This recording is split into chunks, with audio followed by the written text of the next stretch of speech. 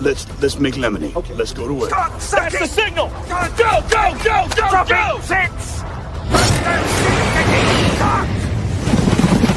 It's beautiful.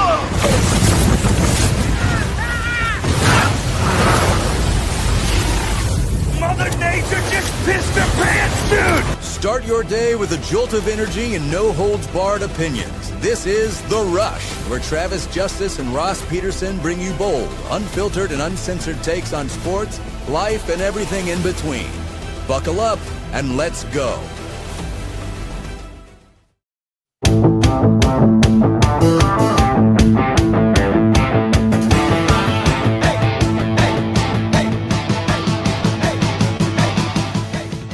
Happy Tuesday, everybody. Welcome to the Rush Radio Show, powered by Willis Automotive. You're listening on the audio stream at therushradio.com. Thank you so much for tuning in. Also on the Android app, you can find us. So if you have an Android phone, go to the Play Store, search The Rush with Travis and Ross. Download the app.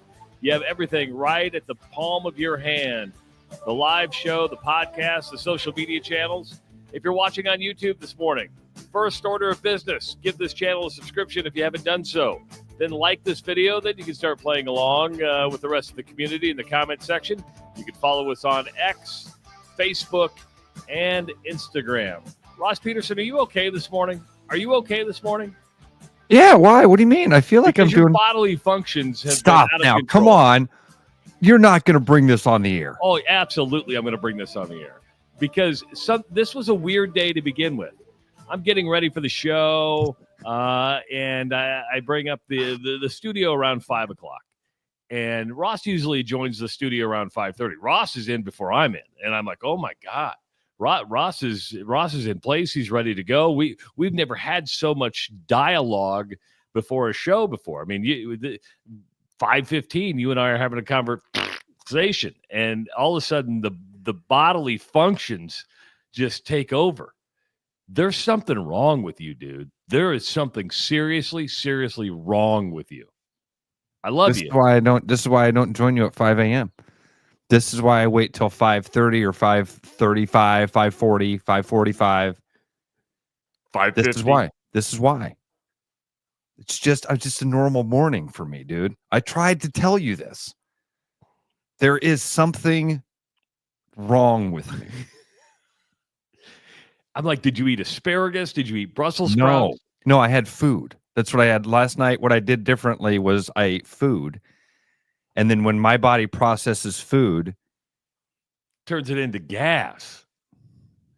Just turns it into gas. Folks, if I could have recorded some of these would have been for like an all-time. There are fart CDs out there. There are CDs where you can actually. Ross was what would have been like perfect for like a sound effect machine, because these were recordable and they were measurable in the fact that we could have put like the earthquake scale on there. I mean, at one point I thought we had like a 4.2, from Ross. You're talking about my bodily functions. Yes. God made me this way. You're picking on me. You're essentially, this is kind of like, I mean, this is as close to racism as I'm probably ever going to feel. God made me this way, and you're just picking on me for it. I'm not picking on you. I'm actually, I'm excited about it. I'm thrilled about it because I find it funny. I find it extremely funny. I've tried to tell people I'm a Hall of Fame farter. You've experienced it before, but this morning is epic, just absolutely epic of Mount St. Helens proportions. Because you were erupting. I wondered where you were going when you're like, are you okay? I was like, man, I thought we had fun. The hour flew by for me. It did. I mean, almost like it was jet propelled. Huh? See what I did there? I see what you did. You had a motorcraft back there. Give you a pair of fins and you would have shot through the water. It has been that my whole life, man. My whole life. And then I remember I was like, because I'm going nuts this morning. It's Mount St. Helens. It's just constant. By the way, ladies, don't worry, I'm taken. He's a catch. He's a catch. Not quite the catch. Let me tell you. There's nobody you want in your bed more than Ross Peterson. Oh, and his boy. bed is taken. I would just imagine. Owen asked me a question yesterday, and I didn't have an answer. And maybe you can help me out. You've been using a telephone for how long? A rotary phone, a push-button phone, and then, a cell phone. At what point, because I forgot about this, when you used to, call somebody, you didn't have to use the area code. At what point did we switch and have to use the area code? Because I remember when I used to call my mom, and this number is no longer active. It's my home phone when I was growing up, 483-2593 or something like that, right? And that was how I made a call. Now you have to use the area code to connect with whoever you're calling. Yeah. Most of us take it for granted because most phone numbers are now programmed into our phone to where we don't even dial it. We just go Ross and hit send. And Owen's like, when did you guys start dialing the area code? And I'm like, I don't have an answer to that. I don't remember. Don't know when we started dialing the area codes, and I can tell you about 3 phone numbers. I know my dad's landline and my dad's cell phone number. What else would I know? There's a number in my head that I'm thinking right now might be my best friend Scott. I think that's his number. I don't know. Dude, that's it. 2 numbers. The 2 I can guarantee you are my dad and his cell phone. Isn't it funny? I still remember. I know my mom's old phone number. I know her phone number that I just shut off, so she doesn't have any phones anymore. I never knew her cell phone number because I always had the landline because she kept the landline. I always had that memorized. I know Anjanette's cell phone number, and I know Anjanette's parents' landline. Doing better than I am, dude. Those are the only numbers. But cooler than me, dude. Do you remember when you used to have several, maybe 10, 20, 30 numbers memorized just because you actually had to do it? Had to. Or look them up in a phone book? Yeah, you're like, man, I don't want to use a phone book. I'm just going to memorize these. Those Dude, were the good old days. Listen, in our group text the other day, Charter mentioned Mr. Rogers. I don't remember for what. He said he was talking about how he remembers a lesson learning how paper was made watching a Mr. Rogers episode. And when he said the words Mr. Rogers, it took me back to the 90s with the Bloodhound Gang. There was a group called the Bloodhound Gang. Really? Yeah. They just had this. And it just, I went and watched the video, and it reminded me of how weird and different and cool and just, I don't know, cool is probably the wrong word. How weird the 90s were. I don't Weirdly remember cool. the 90s. Yeah, I don't remember the night because I was in that kid thing. Well, because my first kid came in 96. But, I graduated college in 92. I was career oriented. I was just thinking about moving up the ladder. That's why when it comes to music of the 90s and the early 2000s, I am clueless. Right. I am absolutely clueless. Now, you take me to the 70s, and I'm doing pretty good music-wise, pop culture-wise. 80s, I'm still doing pretty good. You reach 1990, 1991, and I am out of it. I am out of society. Bloodhound Gang and the Presidents of the United States of America. I reference those bands from time to time, and I see it go right over somebody's head. Yeah. And that's why when it comes to rap and stuff like that, I'm out because it really probably made a big jump at that point, and I'm like, I have no clue. The only thing I can tell you about the 90s are things I hated, and that was Teletubbies. Because the kids again. You're like watching Teletubbies, going, "Why am I watching Teletubbies?" And Caillou, Caillou was the biggest whiny ass baby on television. There were a couple of them. This would be a good thing of like, what were those things you hated? Peppa Pig. Do you know what Peppa Pig is? I do, but we never got into the Peppa Pig. For some reason, my kids like Teletubbies and Caillou, and I had to sit there and watch that, and I'm like, Teletubbies just kind of freaked me out, right? That was just strange to me. Caillou, I'm like, this is a bad example for children because he was a whiny ass Just bitch. whines all the time, dude. All the time. I hated Caillou. Peppa Pig, I don't know what it was about Peppa Pig that I hated also. Better be careful. Dora the Explorer. No, Dora was fine. Was good. Dora was like, I always liked, I'm going to draw a blank on the comedian. There was a comedian that did a great bit because remember, one of the things that happened in that was all the characters, would kind of present themselves, and when the map would show up, every time the map showed up for the first time in an episode, he would sing a song. Do you remember how the song went? It's the map. It's the map. It's the map. I'm the map. I'm the map. Okay, I'm the map. And that was it. And he just sang, I'm the map. And I wish I could remember the comedian that did a bit about the creative genius that forgot what his responsibility was until the day the assignment was due. The map always reminded me of Towley from South Park. Oh, God. For some reason. 515-517-2303. We got a rotary dial telephone call coming in. Are you calling from a rotary dial telephone? And who is this? Coach Hersom. Hey, Coach. No, I've got I got a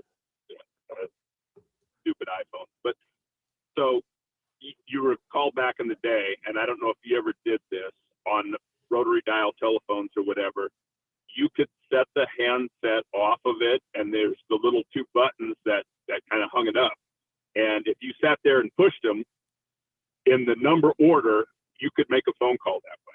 Like Morse code? Well, exactly. Yeah. So 1, 2, 3, 4, 5, 6, 7, 8. 1, 2, 3, 4. 1, 2. I don't. You could call. You could make a phone call that way. I don't remember that. And guess what? There's probably not too many phones out there right now that you can still do that. I actually have a plug downstairs, Ross, that is an old phone jack. And my wife's like, can we just take this out of the house? I'm like, no, this is like an antique. The next person who buys this house is going to be like, what is this? I'm like, this is like, it's like walking into a museum. It's like you actually had to plug a phone with a special jack into the wall. I'm like, we're not getting rid of that. Here's where you tied your horses outside, and here's where you plugged in your phone jack. Yeah, because the horse, you've been to Europe, you walk up and down some of those streets in these old towns of Europe, the horse handles are still on the walls of these buildings. I live in not very far, a few hundred yards, as Coach Hersom would define it, like I live a par 5 away from a little area that has a carriage turnaround. So the houses, it's like an opposite of a cul-de-sac. The front doors of the houses all face out. The backs of the houses face towards us, or the homes back up to a circle, and that was where the carriages would come up, do their carriage turnaround, and drop people off. So they all have these little tiny garages around the cul-de-sac, and then their homes are on the outside of. Does that make sense? Am I describing this? Absolutely. Okay. All right, Coach. Good call. Like I said, back up on N28 North. Like I said, Travis, you're my age. You only had to dial 4 numbers. You didn't even have to dial the first one. You just 4 numbers, and then you were you were on the phone with somebody. It's been a long 50 years. Thanks, Coach. Appreciate it. There you go. Yep. Bye. You remember the show Big Comfy Couch, Ross? Big Comfy Couch? Lunette? If you'd play on the Big Comfy Couch, he was kind of hot. That always kept it, I know. That's what kept me watching. I'm like, I'll watch Lunette today. Really? There's a big shock, right? Color, everyone's surprised. Like, whenever you bring this up, the only thing that it can remind me of is when I was a kid in Des Moines, they started a thing called the Fox Kids Club. Do you know what? And it was like, because we had one over here in Omaha. Did you really? Yeah. There was a girl named Michelle. She was Michelle from the Fox Kids Club. I had the biggest crush on her, and looks like Courtney. That's weird. See, but had manifested had the biggest crush on her. But I was like, this is like 9, 10, 11. You know what I mean? It was kind of like when I was, same time I had a crush on Alyssa Milano. And who didn't have a crush on Alyssa Milano? Thanks for the rescue there. Because, man, sometimes I think about that now and I'm like, what? Yeah, but growing up, you're like, Alyssa Milano. Who's the boss? Who's the boss? She's tomboyish. But super hot. Mike was a Fox Kids Club member. I bet Mike was in Knothole Gang as well. I was in the Knothole Gang. I was in the Fox Kids Club. I'm Des Moines, baby. You are. Through and through. Was the Fox Kid Club girl competing with Ben Ewing at Adventureland? See, I feel like they run parallel in my head as far as that time memory. You know what I mean? I feel like when you say competing, though, I think they were friends. Okay. I feel like they worked together. But it's like, okay, you have television. I have the summer at Adventureland. That's where the boundary goes. You don't come onto my turf. I won't come onto your turf. Did I tell you I hung out with Ben? Yeah, you said that a couple weeks ago that you a few months ago. I was with it was at Bill Blank. I feel like it was around Christmas time or so. And Bill had like a little gathering, and we went over there, and I'm down in Bill's basement, and Ben Ewing walked in. I'm like, Ben, I'm a big fan. I've been my whole life. He was fun to talk to. He's really fun. I would say the majority of Iowans have probably seen Ben Ewing at some point because they went to the magic show at Adventureland, right? Yes. Because you're like, oh man, it's hot. I'm drenched. Oh, there's air conditioning inside the theater. Let's go watch a magic show. And we could sit down for like a half an hour. And then he went, oh, that's pretty good. That's pretty good. We should get him on. We've said that before. I know we could get, because he's friends with Willie and Bill and those guys. So, yeah, that'd be an interesting guy to talk to. I think he's a Central Iowa guy through and through, too. And how many years would this be at Adventureland? It would be a lot. I'm assuming he's going to be back out there this summer. Oh, probably longer than that. I bet it's longer than that. It's the longest running show at Adventureland. At Adventureland. The Flying Acrobats of Taipei. I believe it was the Chinese Acrobats of Taipei. Wasn't it? Okay. I thought it was the Flying Acrobats. Which is a little redundant when you say the Chinese Acrobats. Yeah, I think that's why I thought it was the Flying Acrobats. But is that also redundant? Might be. But the Flying Chinese Acrobats of Taipei. And our newest adventure, the Falling Star. No, that's the Rainbow. You put a new name on it. That's the Rainbow. The Galleon, which no longer exists. Did you get your Adventureland passes yet? I know you're a big Adventureland guy. I have not yet this year. Dude, here's the deal. Last year, bought the pass. Eli did not go one time. Not once. Talk about a waste of money. So I don't know. We'll see. I've seen that they're running a special right now. I should probably get one for me and Audrey, just because we do like going out there. And summer's going to be starting soon, and keeping them occupied and active and outside. Yeah. And yes, Dusty, they did get rid of the Galleon. Gone. Can't sit on the back of the ship and get the big rush and G-force rush. They have a version of it now. It sits kind of back by the Tilt-A-Whirl. And what they call the Dragon Slayer. The Dragon Slayer is the big red one that's on that's the one track deal. So it's back by there. It looks like a ship. You get on it. It kind of does the Galleon thing, and it also spins at the same time. It ain't the Galleon. It's just not the same. No. Often imitated, never duplicated. The Galleon.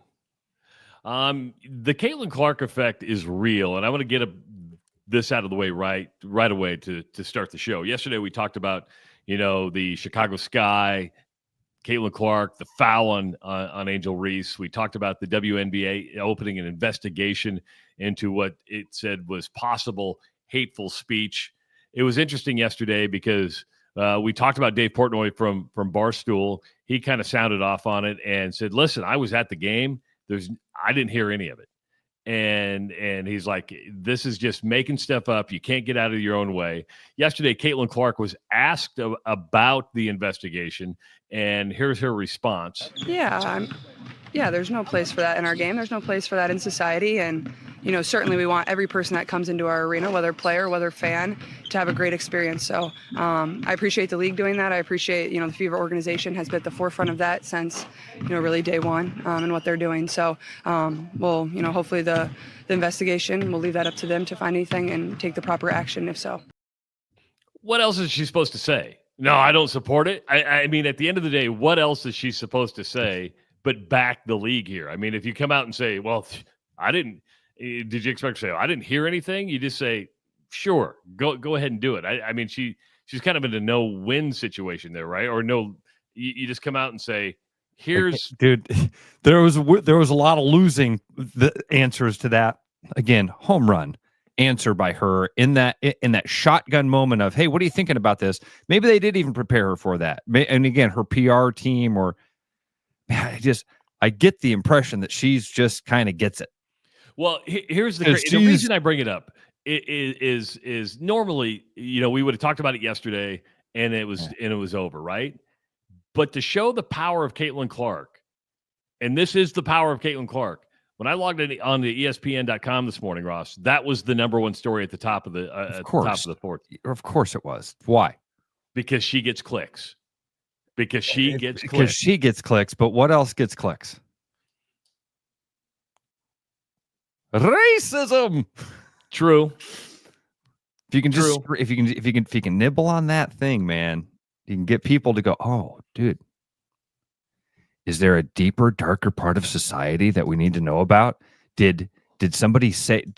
Are there? Let's have this conversation. Let's do this because I'm telling you, this is that one of those lines I've said many times in my life. Steal it from my buddy Jan Michelson. If everything's racist, nothing's racist, and that's where we are. And this is what that means.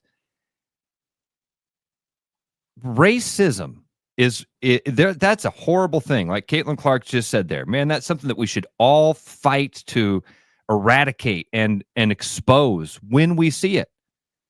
And I think that there's a lot of people in the world. I'd like to think that I'm one of those people that when I see it, you call it out. You go, whoa. And if you were to hear it in public, you'd call it out. Oh my gosh, man. If my kids were with me and I heard somebody yelling something racist, liking somebody and booing somebody is not racist. And that's where we are. That's where we are in society. It's like that with politicians. If you don't like a politician, it's very often deduced down to one of these things. Is that politician a woman? Then you're a sexist. It's not that you don't like her politics. You're a sexist. Are they a person of color or a person of any sort of minority? Well, then that makes you part of an ism. You don't like it's not their politics. You might think it's their politics you don't like, but deep down, you don't like Angel Reese because she's black. No, I don't like Angel Reese because she kind of seems like a crappy human. Oh my God. You said that about a black girl? That's racist. No, it's not. We've turned everything racist. So now nothing is racist. So when a girl goes to when there's a conflict and there's a black person and a white person, Caitlin Clark and Angel Reese, and one of those people goes to the free throw line and people start to bark at that person, deduce it. It's super easy. Super easy. Are they black? Are they white? Who was yelling? Okay, there it is. Williams mentions this. In politics, one of the things is Nazism. You're a Nazi. But what was the defining characteristic of the Nazis? What was the defining characteristic of them? They wanted the Jews dead. There's a group of people right now that want to kill Jews in the world. There's a group of people that want the Jewish people dead. That's not who we call Nazis.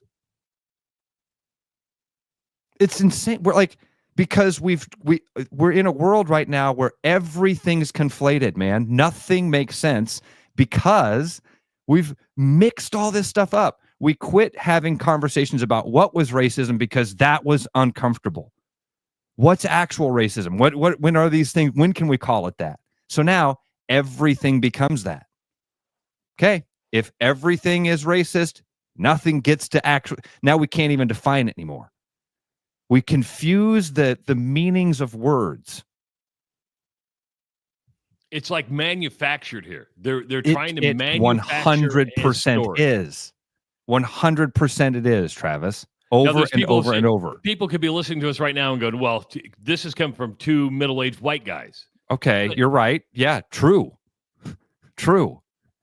But I think we've been around long enough to understand the difference between the two, and not liking somebody is not racist. You just don't like that person. Travis, you're right. People will watch this and go, they'll do exactly the thing that I'm talking about. Let's not have a conversation about the thing the guy is saying. Let's have a conversation about the guy saying it. What does he look like? Does he look, first of all, does he look like a dork? Sometimes. Does he have the right hair? Does he wear the right clothes? Is his tie the right length? Because, man, God forbid, if the guy's tie is too short and it touches his belly button, you can't trust what he says. Or he's one of those dorks that wears it too long, like he's never actually tied a tie and it goes 2 inches too long. So, but if it's in that right 4-inch gap, then we can trust what he says. Do you like Bill Maher at all? Are you a Bill Maher fan? Again, Travis, this is something I talk to Eli about all the time. I don't like the black and white yes or no part of society, especially when it comes to people. I like Bill Maher. I also don't like Bill Maher. I can see that. I agree with Bill Maher. I also vehemently disagree with Bill Maher. Well, in his Club Random podcast that came out this weekend, he had Jillian Michaels on, and he kind of took a shot at Saturday Night Live, and it kind of focuses around this, and that when you paint a broad brush with MAGA, right? And this isn't a political show, but this is an example of what we're doing here. When you paint with broad brushes. Yes, when you paint with a broad brush and you stereotype everybody in one thing, you are going to lose the argument and just create noise. And I think that's what we're doing here with Caitlin Clark and Angel Reese, is we're creating a lot of noise with not a lot of facts to back it up. Now, if something was said, discipline those people, kick them out, never let them back.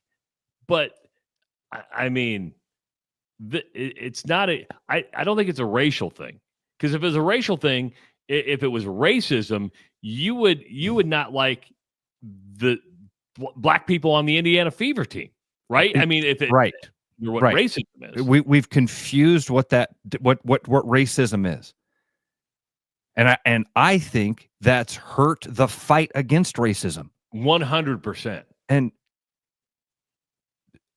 again, but this is the world we live in. You're right, Travis. There are people that will say, "Hey, by the way, white guys, you can't even have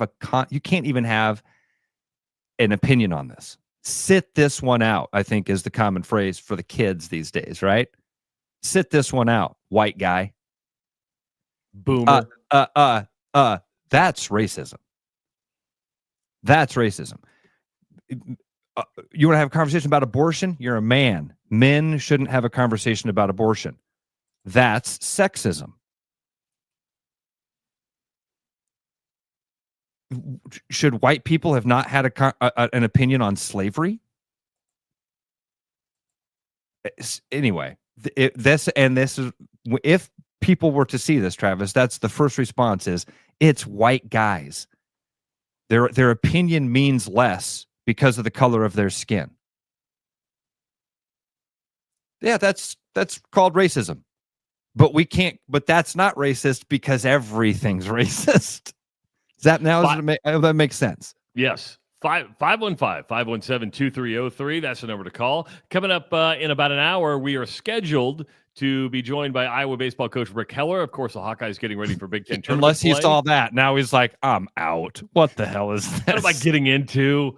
Do I want to go on with these guys? But the Hawks getting ready for Big Ten tournament play in Omaha as they take on Rutgers tomorrow at Charles Schwab Field. It is the Rush Radio Show powered by Willis Automotive. You got me falling hard, sweet baby. You got me falling hard for you.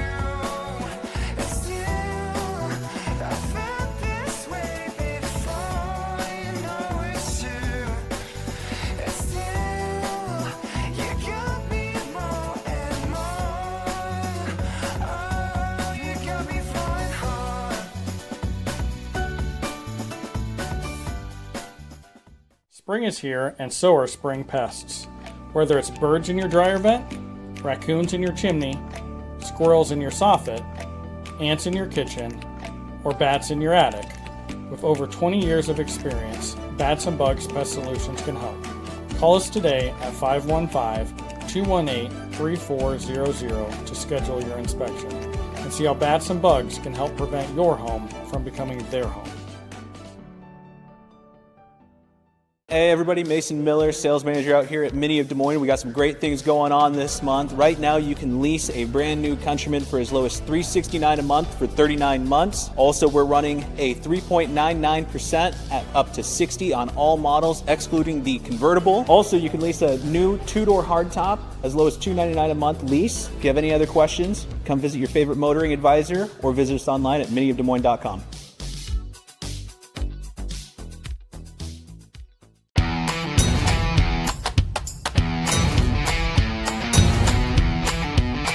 The largest selection of German beer in the world?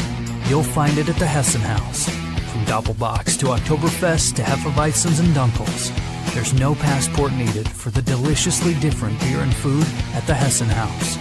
So grab your friends and make it a fun night out. The Hessen House, 4th and Court, Des Moines. You know, Brian, at Central City, we really do have the best selection around. I know, high quality stuff you can't find anywhere else. Whistle Pig, Plantation Rum. Yeah, and over 150 of the best scotches on earth. And a ton of bitters, mixers, and more. You know what we are? High class. Definitely high class, yeah. Make way for the natty. Okay, maybe medium class. Central City Liquor is home of the 10% cash coupon. And the Wooden Nickel program. Back like a rash you thought was gone. Travis and Ross aren't contagious, but they are addictive. It's the Rush Radio Show, powered by Willis Automotive.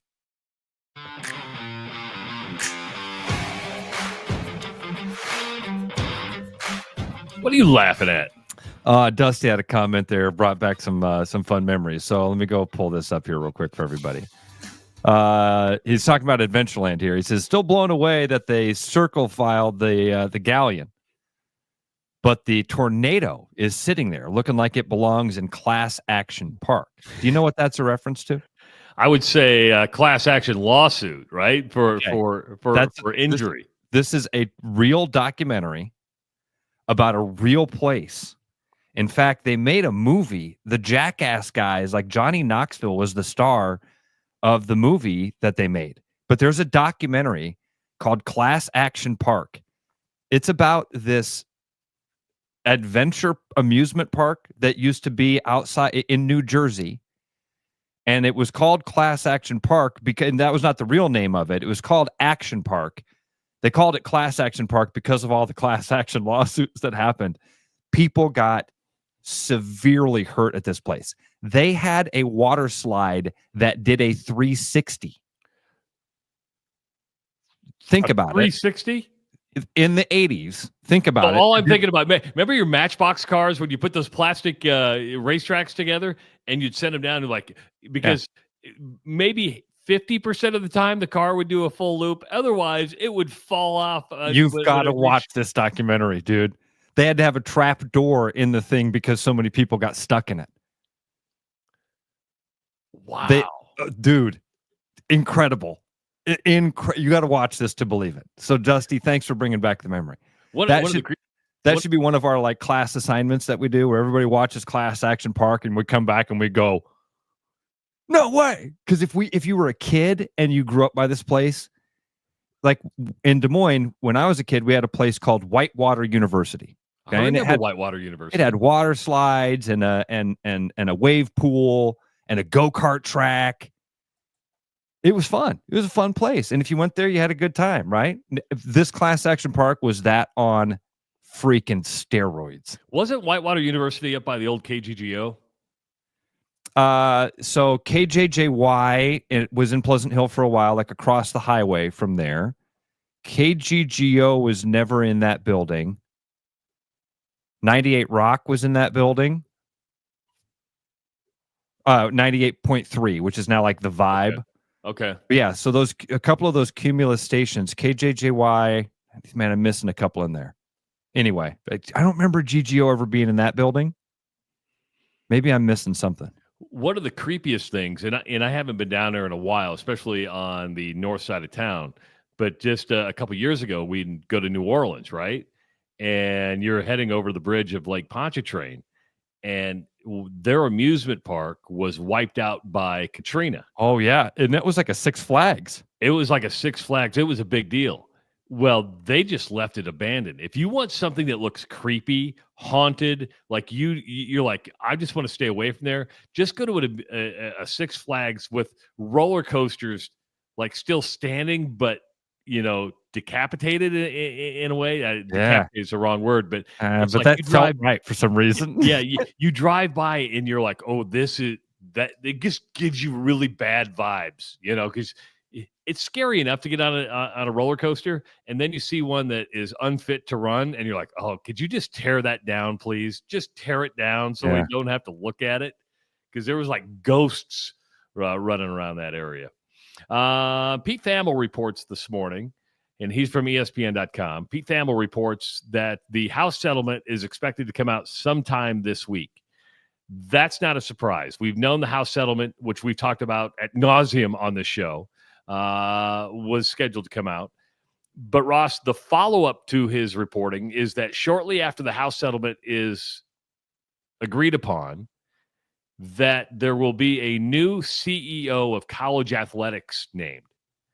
And the CEO will then answer to a board, which will consist of the 4 commissioners from the major 4 conferences, the SEC, the Big Ten, the ACC, and the Big 12.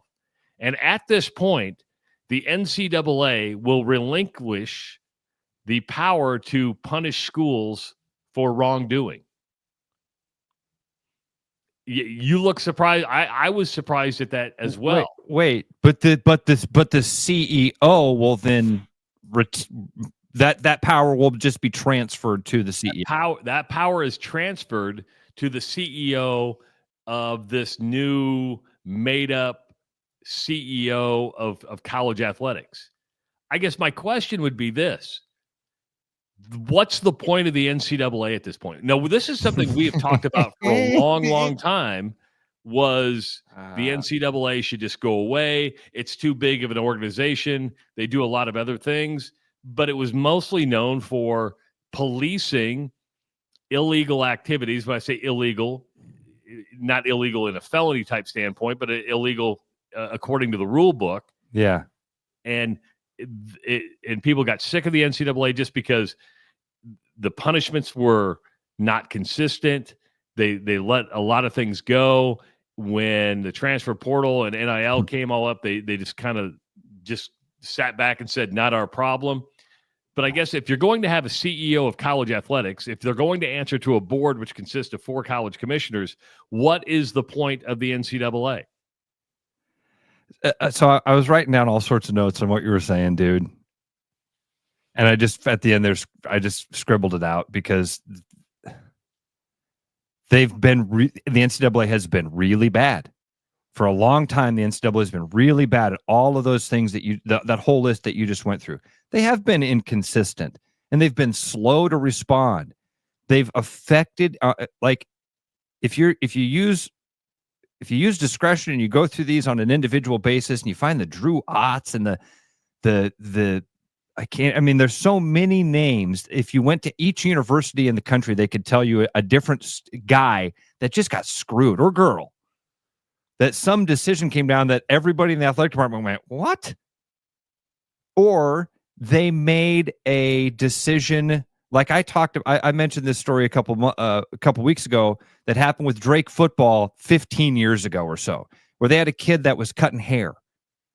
He was a kid that came from a pretty bad circumstances, if I remember correctly, was cutting hair for people on his team, and the guys were paying him. Well, then the guys got together and bought him a barber chair to make it easier. Yeah, that was an NCAA violation. And if the NCAA would have, they're a D3 non-scholarship school 15 years ago. Kid can't have a barber chair.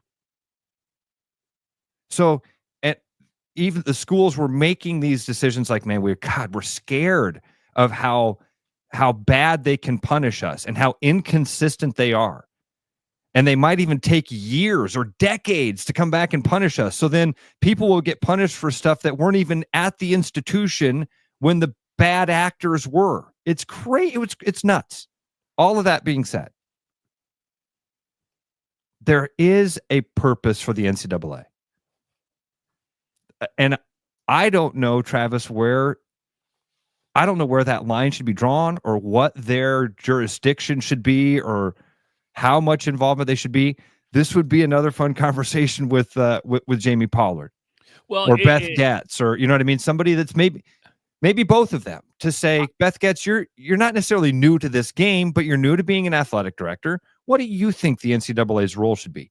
Jamie Pollard, you've thought about this for decades. Well, and we had Jamie on last week, and we were honored. The interview with Jamie Pollard yesterday that we did last week made the Division I ticker. I didn't know this because I don't get the Division I ticker newsletter, but I was alerted by John Higgins yesterday. He's like, "Hey, you guys are like the top story on D1 ticker," and I was like, "What? What are you talking about?" He goes, "No, this is a big deal because it goes out to officials. It goes out, I think, to all these people who are on this." Newsletter. And it was our interview with Jamie Pollard. And I want to go back to the CEO thing, because to me, on the surface, you go, okay, this makes sense. It makes sense. But is it feel-good legislation?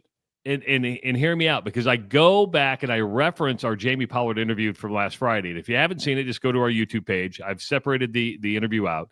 You can just watch the interview. And Ross, this caught your attention as well, because it's the conversation of, yeah, you can have a CEO of college athletics, but that CEO, how much power does that CEO actually have? Because when it comes to the money portion of everything, you still have the SEC and the Big Ten that are controlling basically the majority of the purse strings. So if you want to have an organization, then you have to go to the one commissioner model, which Jamie was talking about, where can you imagine if the NFC East or the AFC West had its own commissioners and they controlled their own television deals? There would be some inequity with that. And he said that. I was like, that's the best analogy, metaphor, whatever you call that, for what we're dealing with, why it's in the situation it is. That was the answer to that question of, if I gave you that magic wand and you could fix it all, do you go backwards or you go forward? And he's like, all right, tough question, because I want to go forward, but I got to go backwards to go forward. We didn't set this up the right way. That's such a great analogy. Imagine if every individual team had their own individual commissioner, or each individual conference. The NFC East had their own television deal. And then they got to use the power of the NFC East and the brands of the NFC East to team up with the NFC North to say, all right, what if the two of us work together? Could we edge out some of the AFC conferences? Can we power play them? Yeah. You know, Travis, this is one of those things, like the NCAA is one of those conversations that, again, we have to pick between good or evil. And the society is like demanding, and these conversations demand, is it good? Is it evil? Well, it's both. It's had its good. It's had its bad. There's got to be some good things we can take from this and still allow from that. And there's got to be some usefulness here. This to me is like a conversation. A lot of times when we talk about unions, will tell. Eli came in the other day. He's like, "Hey, we're having conversations at school about unions, and Dad, are you pro union or?" I'm like, God, it's a loaded question. Refuse to answer the question because I think they're wonderful when they're needed. It's great to have people that can bargain in groups like that. And when Eli in a couple of years, when you get out of school, you'll be lucky to get into a union, and they do wonderful things. They've helped 1,000 of my friends build amazing careers. Does there come a point in a negotiation or in an industry when there's a tipping point and now there's unsustainable things happening, but contracts have been signed? That can happen. So don't pick between the yes, no, good, evil. And that's what I feel like with the NCAA. I've been on the NCAA's evil side for a long, long time, pulling that rope. They're awful. They're evil. They're useless. And that's not, and it's easy to be drawn to the high dollar figures. I think the NCAA has done tremendous work for Division II athletes, Division III athletes, stuff that you don't see is not public. Now you'll see it somewhat advertised in the NCAA tournament, the academic opportunities, the employment opportunities, stuff that you don't see because we think wins, losses, and money. That's really what we think. Wins, losses, money, and discipline. I just worry about this. I understand the CEO part of it, but I'm not convinced that if the board is the 4 major commissioners, that the SEC and the Big Ten are going to easily give up power when it comes to their money. Because the truth is, you have to pool your resources for equity's sake to make sure that everybody has an even playing field. I mean, in an ideal world. Again, I still have questions. None of this is going to be perfect. A lot of people are already throwing out some funny names like, oh, maybe Gary Barta should be the what was the other one? Nick Saban. Well, James Franklin was one who said, Nick Saban would be the perfect one to be the CEO of college athletics. Pete Thamel reports it's probably going to be somebody that we've never heard of, which I'm fine with. I am too. Fine with. And by the way, you'll hear, just like the Pope, you're going to instantly hear what a great human and horrible human he is in the exact same news cycle. Make up your own mind. And the answer, again, is probably somewhere in between. He's probably done good and bad, and he wouldn't, whoever this person, he or she, will not be considered for this unless they've done something more fantastic than 99% of us. I am interested in what this is going to look like and how it shakes out and who's getting rich from it. I love, Travis, when you asked that question to Jamie Pollard about this clearinghouse group. Not Deloitte. Is that what it's called? Yeah, it's Deloitte. How much are they getting? Who pays that bill? Do they pay per athlete? Does each university now have to be careful? So like when we were at the radio station, you'd have a voice guy, the big voice guy. That big voice guy ain't free. No. We had to pay the big voice guy. Now, some contracts over the years, you paid the big voice guy per hour. Like you would send him an hour's worth of stuff to read and then pay him for that time. Some people you paid per line. So it didn't matter how much time you spent. It was number of words. Some people, it was just one flat fee. You send me as much as you want. They're all different types of contracts for those things, right, Trav? You know what I'm talking about. Yeah, I know exactly what you're talking about. The best way to do it would just spend retainer. We're going to pay you on a quarterly basis. Whatever we send you, you record. Yeah. So think about Deloitte now with that. Is each individual school have to create their own contract, or what will probably happen is this group will come down and say, all right, here's how Deloitte's contract looks. You pay them per athlete, let's say. Well, now, damn it, it's expensive. That's an expense. And if we can cut that expense by not turning in as many, anyway, there was going to be workarounds. I love that conversation with Pollard is something I've replayed in my head about 10 different times because of how many little avenues he opened up for us with that conversation. And really big things to think about. So it'll be interesting to see who the CEO is, if this actually comes true. I think it will, because we've been leaning towards this. There's been support for it. I guess the surprise to me, but But the four conferences have all the power when it comes to the NCAA, because good or bad, the NCAA has not controlled the money of football. They've controlled the money of basketball and every other sport. They've never controlled the money of football. They've always kept that separate. It's like somebody was able to travel through time and see what was going to happen and came back and said, we'll give you basketball. We'll give you baseball. We're going to keep football because later on it's going to make a lot of money. Does it surprise you that the NCAA would give up the authority to penalize schools? Again, I think we're being, my gut tells me not to react to this real quickly because I think we're probably being kind of fooled with a shell game. Okay. Giving up the power to punish schools. Well, giving it up to who? The CEO of the new so it's just another person.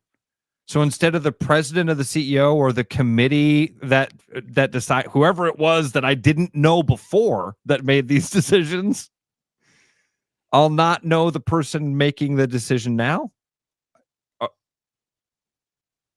What's your reaction to it? I'm surprised they would give up the power because everybody wants power, but I think you see the handwriting on the wall where you can go, hey, here's the deal. We can just totally break away from the NCAA and you cease to exist. And you just focus on Division I AA, Division II, Division III. You need us for your NCAA basketball tournament. We'll let you run that. It's not like you're going to stop making money. We'll probably still pay our NCAA dues, but we just don't like the way that the world has changed. You have not proven in the last 5 years that you were able to adapt to the changing system, and we've lost trust in you to police money, transfers, all this stuff. All of it. So it's better that we just take it in ourselves.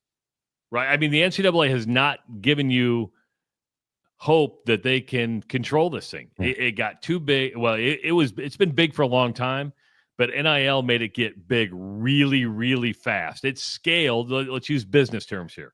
It scaled a lot faster than they thought it was going to. Do we have more time to talk about this? Because I got some questions for you. Okay, you've talked about because you've kind of you've a few times you've dabbed into this, but then moved on to some other things. So I want you to dive a little bit deeper into these. The Big Four conferences, obviously the SEC, the Big 10, the Big 12, the ACC. Yes. Which are then going to be able to. So I'd like for you to first tell me about how does the Big East going to play into this in any way? And then eventually, what does this mean for the Big 12 and ACC? Because you kind of at one point in that conversation mentioned about the Big 10 and SEC eventually power playing those two. So, well, the answer I have for you there is I don't have an answer. You just know it's going to happen because they hold the cards. Yeah. So, I mean, at the end of the day, I'm just going off Pete Thamel because this is fairly fresh, right? Yeah. And that Pete Thamel is reporting this, and the board would be made up of the 4 conference commissioners. Okay, that's great. But again, going back to what Jamie Pollard said, and I don't disagree with him, if you really want to make this fair, you can only answer to one. And then when it comes to TV deals, it shouldn't be individual conference deals. It should be a college football deal. Now, and isn't that kind of what, am I wrong in thinking that's what this model would be? If you've got a CEO above the 4 board members, but you're going to have to wait till what, 2032 till all these current contracts up, or buy out there. And there's no way you're buying out the media contract. Yes. But do you see the Big 10 and the SEC going, we're going to be on par with holding the Big 12? holding hands and walking it? Yes. No. And if you want to know why, if you want to see the proof, and if you want to see my work, look at what happened with these conferences. Did Oklahoma and Texas hold hands with Iowa State and Kansas State into this changing new world? And now you want to think that they're going to. So no, they're not going to do that. They might pretend up front. They'll pretend it here. Now the Big East is an interesting one because that's a basketball only conference, right? And probably not going to be invited to the table here because at the end of the day, football controls everything. But the Big East is kind of an advantage when it comes to basketball over all these other schools as Greg McDermott said when he was on the show. By the way, if you're new to the show, we have big people on this show. We and smart people. And by the way, might have one here in a half hour. Yes. But as Greg McDermott said, when it comes to that 20.5 or $21 million cap, you only have basketball, that changes the game. Because do you think I was not going to give 20? That means they could spend all 20 million if they wanted to on basketball, or go up to 15 for men's basketball, 5 for women, or whatever they wanted to do. They're at a better advantage from a basketball standpoint than probably all these other conferences, because you're going to throw your money into football because you've got 85 guys you got to take care of, or 105 guys. Sorry. So they may not have a seat at the table, but as long as their cap doesn't change, which it shouldn't, if it's going to be equitable, Greg McDermott's going, okay, well, if I can raise $15 million a year, I'm going to spend the $15 million a year. Yeah. And that's going to give me a bigger advantage over some of these other schools, because at the end of the day, money talks. Does that answer your question a little bit? It does. Absolutely, 100%. And makes sense that's how that's how the power players will react to it. I mean, look at St. John's this year. And Coach McDermott, when he was on, said, last year Creighton was at like the upper echelon of the Big East. This year, they're going down. He goes, we'll raise more money, but they'll be falling down because St. John's and Rick Pitino have just gone crazy. They've been able to raise all sorts of money. And you can spend as much as you want because they don't have football. Not having football could be an advantage for a lot of schools that have a lot of power players. That's just my thought. You may not get a seat at the table, but as long as you say, hey, if I can spend $20.5 million a year, we'll go do that. But you know what happens? If Big East schools start consistently winning the national title, then you go, we got to do something about this. We've got to fix this. All right. And I know we're going to run out of time here. So I also want to ask about, because Pollard touched on that D2, D3 model. And I mean, again, not scare tactics. That's not what Jamie was doing. But he did kind of say, hey, there's going to be changes.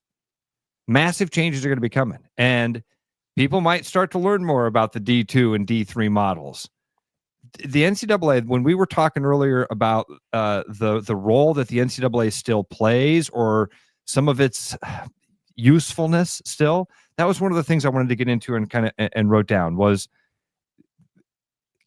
maybe can you explain to me or us what that looks like, what the D2, D3 model looks like, what I think it's basically going back to the way things were. Here's what leadership looks like to me in college athletics, is that Iowa State, Nebraska, Illinois, they're going to be fine. They're in conferences that can do this. Leadership is reading the tea leaves, and you got to let your pride get out of the way, and you got to let your ego get out of the way, because everybody wants a piece of the pie. But you can do serious damage to your institution of higher learning, because we only think in athletic, right? But I mean, it can have a ripple effect. Like Jamie said, what was it? UCLA was $273 million in debt. You can picture some of these smaller schools. I look at Missouri State, that's making that transition from going from FCS out of the Missouri Valley Conference into Conference USA. Why are you doing that? Because you want a piece of the pie. Well, guess what? Your piece of the pie is going to get a lot smaller now. I think what was it? Not Conference USA, but the American Athletic Conference, the one that Wichita State. You have to commit to spending $10 million. That's half of what you have to commit to belong to that league, to spend $10 million. Do you think everybody in the American Athletic Conference has $10 million a year to give away? Leadership is going, guys, here's the deal. We can't play. We can't play. We can go be competitive in a watered down, scaled down thing. But if we get into an arms race here, we're going to go broke. And you shouldn't use what our government does, and that is just print money, because that creates serious problems. this is where I think I would lose people. Is there's a part of me that says, okay. There's a part of me that, what's the priority? And how much of a priority? When people say you have to spend, whenever that contrarian thing in me, that word have to, those two words have to, instantly my brain goes, no, I don't. No, I don't. Don't tell me what to do. Yeah, if you don't have to spend $10 million on football, then you're not part of the cool boys club. Yeah, right. Or what? Or my football team won't win 6 games a year. And by the way, 10 million is not going to keep you competitive in any way. Right. In any way. But 515. I'm living in a world where you watch people that don't make more money every year, where people are struggling to save money and move on. And then you got coaches that are making millions of dollars and are looking around going, where's the money? Need more. We can't afford all this. We built all these locker rooms, these huge stadiums. We got all these millions of dollars of stuff. We can't afford it. 515-517-2303. Little long. We're at the top of the hour. We'll take a break. Come back. Start hour number 2 of the Rush Radio Show at therushradio.com. Powered by Willis Automotive. I'm loving these wooden nickels, Brian. Yeah, I suppose everyone is catching on. Just spend $20 to get a wooden nickel. It's 25. Collect 10 and add up the savings on your next purchase. Some of these are worth $5. That could be huge. I know, right? That's why you have to spend $20. It's 25. Collect 10. It's like money back to you. Spend 20, you get another wooden nickel. It's 25. Collect 10 and add up the savings. It's huge. Central City Liquors, home of the 10% cash coupon. And the wooden nickel program. It's huge.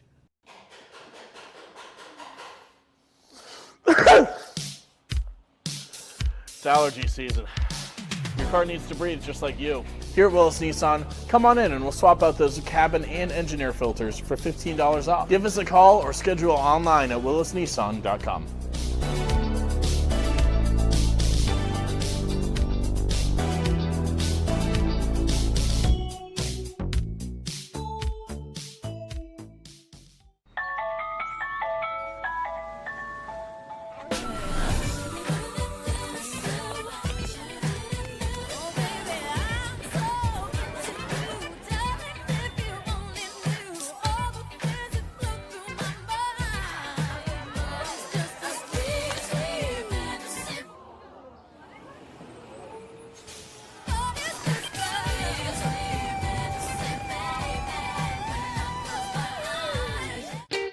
Missing a quality home-cooked meal? You know, the kind Mom used to make. Lucky for you, we found her recipe book. Welcome to the High Life. Welcome to the Champagne of Bars. Looking for the perfect golf escape? Experience links-style golf right here in Ames at Coldwater Golf Links. With rolling fairways, large greens, and unique routing, it's golf the way it's meant to be played. Whether you're a seasoned pro or just starting out, you'll love our course's welcoming atmosphere and friendly staff. Grab your clubs, book a tee time, and make every round unforgettable. Coldwater Golf Links, where great golf leads to great memories. Visit coldwatergolf.com to book your round today.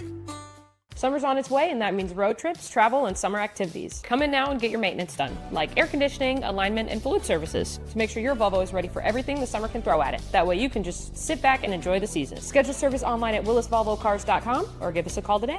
Back to the Rush. Strong opinions, weak filters, and just enough sense to stay on the air. It's the Rush Radio Show, powered by Willis Automotive.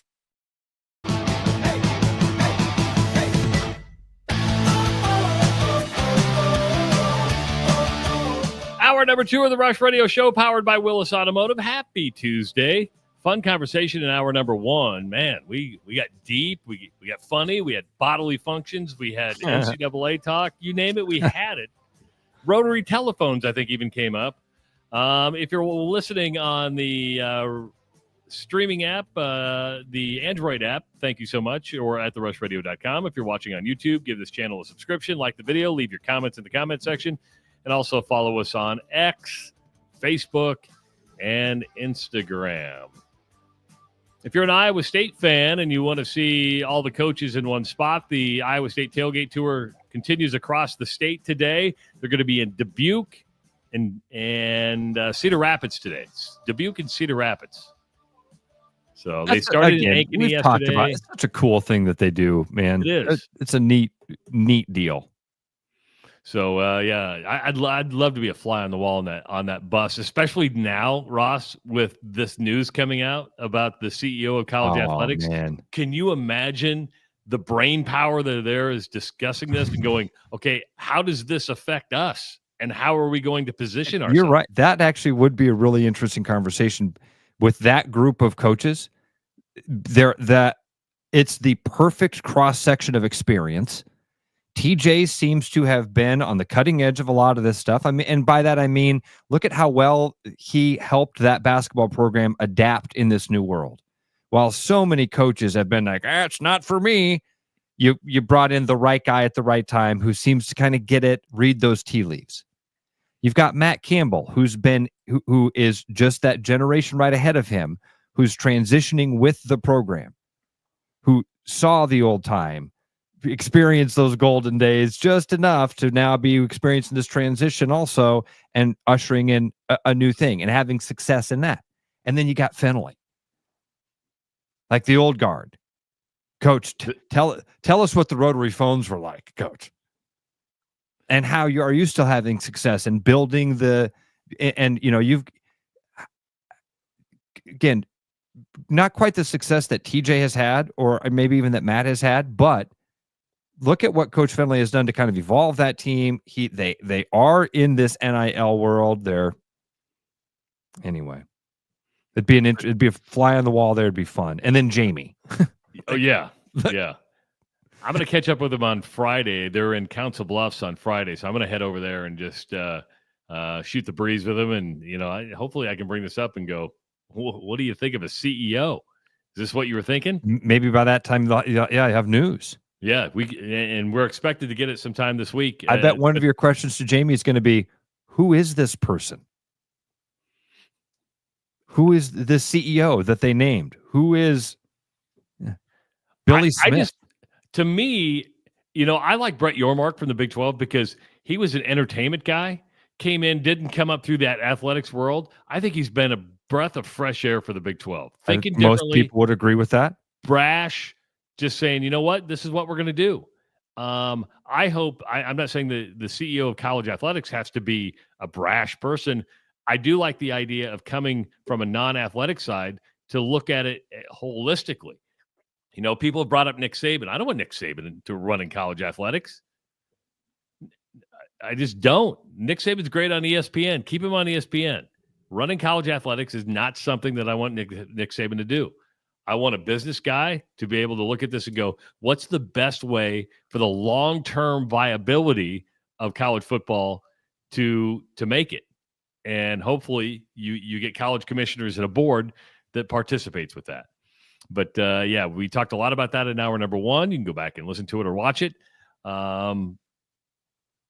Ross, what do you think of rivalries? Are you a big rivalry guy? Do you take a lot of stock in rivalries? I think I know where you're going. Here, Kirby, there. I think I know where you're going with this, Trav. And I'm interested in the conversation. So I'll answer. I'll play your game here. Am I interested in rivalries? Yes. Yes, I am. I mean, You like Iowa and Wisconsin playing every year. You like Iowa and Nebraska playing every year. Yep. The premise I will start with is that I agree that rivalries make college sports more fun, because that's the cliche I've been told my whole life. And it may be a cliche, but I think there's some validity to Ohio State, Michigan. I think there's validity to Alabama, Auburn. And what makes those, and when we talk about Iowa, Minnesota, Iowa, Wisconsin, and now Iowa, Nebraska, not as long, but that border makes it intriguing. What makes those interesting is the conference aspect of it. Now, when the Big 12 originally broke up, that ended the Nebraska-Oklahoma rivalry, which everybody was familiar with. But even when the Big 12 went to divisions, that rivalry got broken up. When Texas and Oklahoma left the Big 12, that broke up Bedlam. We're talking Oklahoma and Oklahoma State. Yeah. Well, right now, USC and Notre Dame are coming into the final year of their contract. USC Notre Dame is a long-standing rivalry. Mhm. Since 1924, they have only missed 3 times. World War II, they missed twice, and COVID. So let's take the World War out of it, and let's take COVID out of it. These teams have played every year since 1924. And remember, that was when Newt Rockne was trying to build Notre Dame and said, we'll get on a train, we'll go play everybody. And it was brilliant in building the Notre Dame brand nationwide. Brilliant. And I think SC saw the value in playing Notre Dame. But for that longest time, USC was in the Pac-12 conference, went up and down the West Coast, and played its road games. 1 year into the Big Ten, the USC has said, and we've heard Mick Cronin at UCLA talk about this, what travel actually does to a team. And now USC has said, we'll give you a 1-year contract extension to play in 26 because you would have to come to LA. But after that, we're not sure if we're going to do this anymore. And Notre Dame's like, well, hold on for a second. This is USC Notre Dame. And USC is going, the landscape has changed. You want us to travel. They have to go to like Purdue, Illinois. I mean, the thousands of miles that they have to travel is sickening, actually, and it's not fair. And at first, I was a little Pollyannish on this. I'm like, come on, man, you're getting on jets, you're staying in 5-star hotels. What are you talking about? I think a lot of us were. Yes, and I was too, Travis. So and I even, I'm not to blame you. I was gonna actually heap some of the blame on you. Be like, well, I deferred to you because I thought you knew better. No, we all thought, and I think most people a lot of people still have that thought of like, you're bitching about getting on a private jet and flying into all these different places that I will never get to see in my little spin on this earth. You're going to complain about it while, by the way, cashing all these giant checks. There is a dark side of it.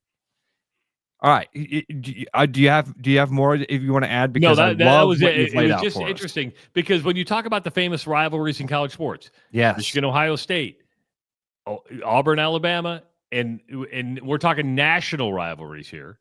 Because I do think, even though it's a Big Ten rivalry, Michigan, Ohio State is a national rivalry. Everybody knows about it. Auburn, Alabama, same thing. Everything you're saying is true. Okay. Before I say what I'm about to say, I want to create a safe space for everybody. Okay. Ross is creating a safe space, ladies and gentlemen. Meaning, I want to challenge everything. I agree with all of what you said because what you just said is true. This is what college sports has been, right? Will you give me the opportunity to prove to you in just a couple minutes that it's all fake? Sure. Okay. Is Iowa State football less fun right now than it used to be? No, it's more fun than it's ever been. Well, how's that possible? They don't play Nebraska. They don't play Missouri. It's because they're winning.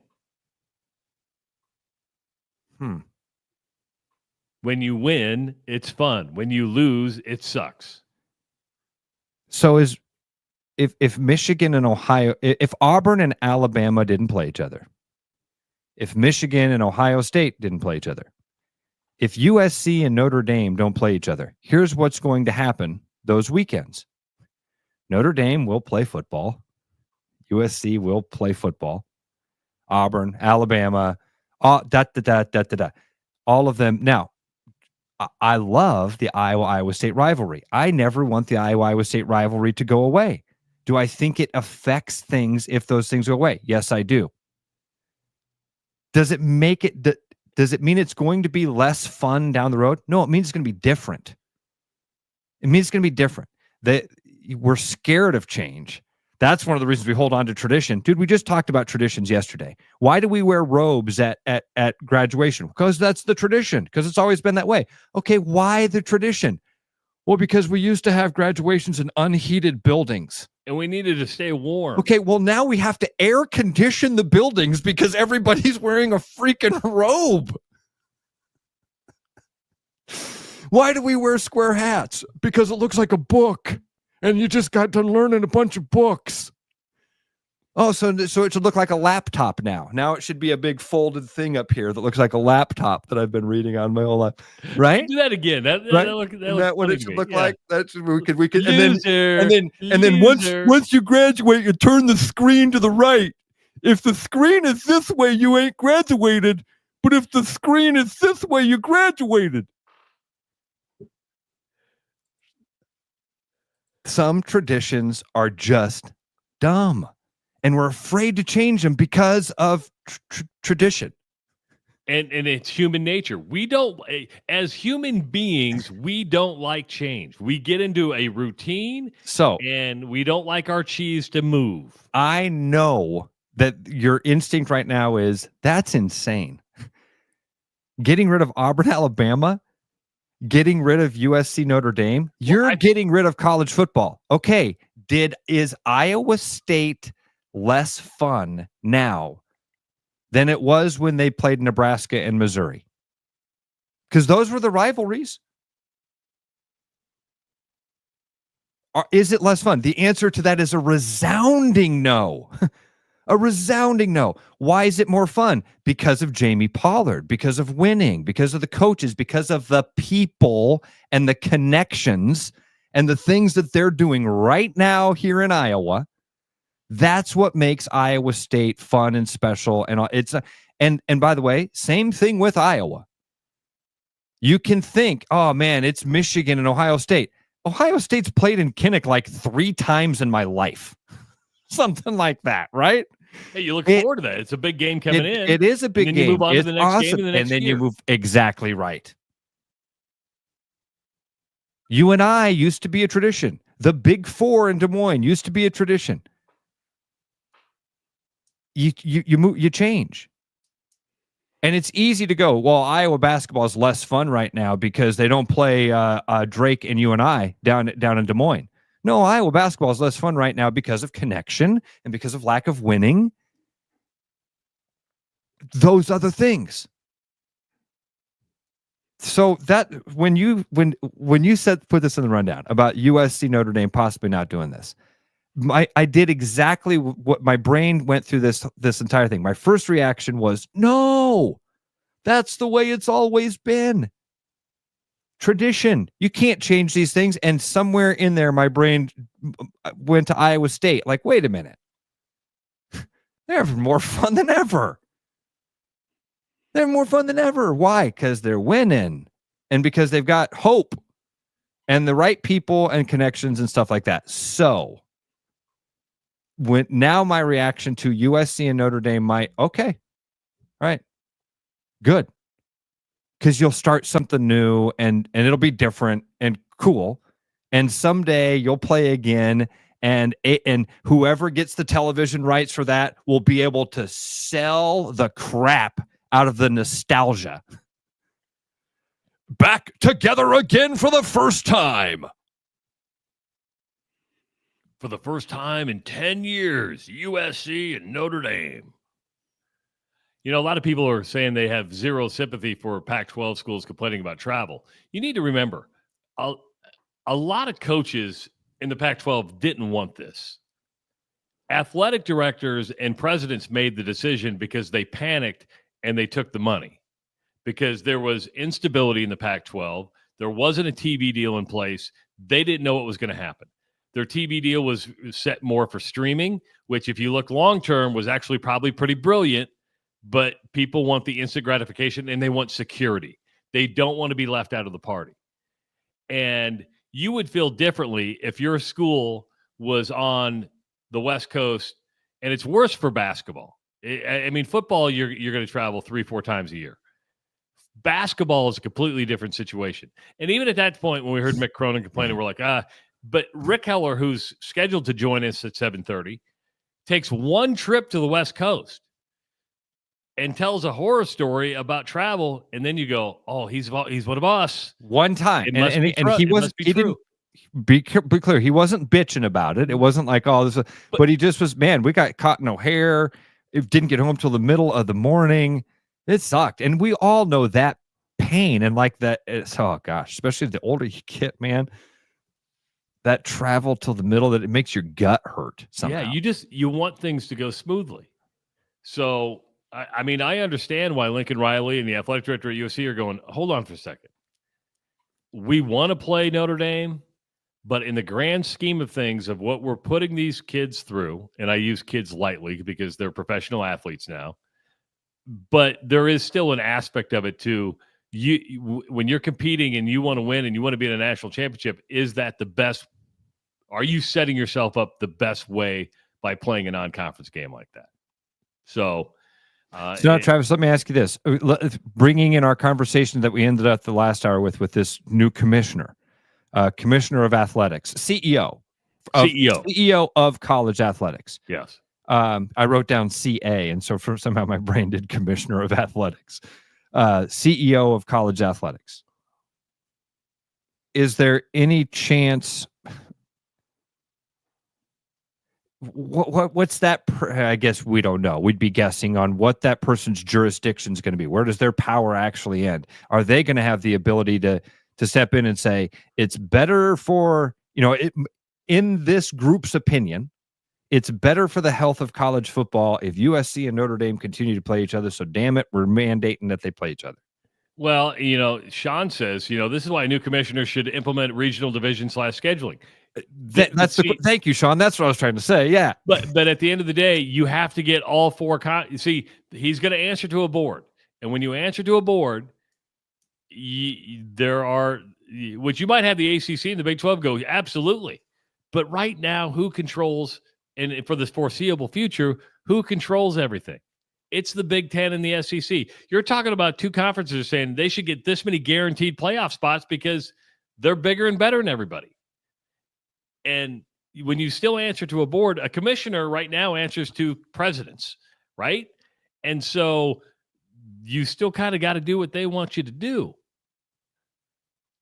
I think I don't have a clear answer for you because there's a lot of things that have to shake out here. A lot of things. In a perfect world, sure, it would become one television contract for college football. Okay. You would be spread out amongst the networks. Meaning Iowa State could play on Fox one week, might play on ESPN the next, might be on CBS the next.